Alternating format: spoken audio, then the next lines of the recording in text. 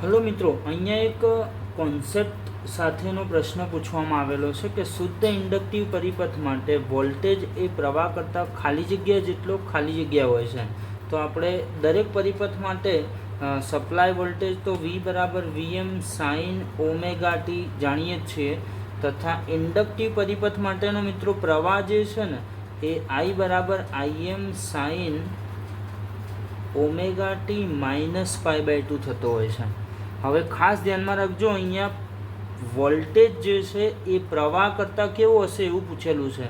તો પ્રવાહના ખૂણા કરતાં વોલ્ટેજનો ખૂણો π/2 જેટલો વધારે છે. જુઓ અહીંયા -π/2 છે, તો અહીંયા માઇનસ થયેલો નથી, એટલે પ્રવાહ કરતાં વોલ્ટેજનો ખૂણો π/2 જેટલો વધારે કહી શકાય. તો π/2 જેટલો વોલ્ટેજ આગળ હશે મિત્રો, એવું કહી શકાય. ઓકે.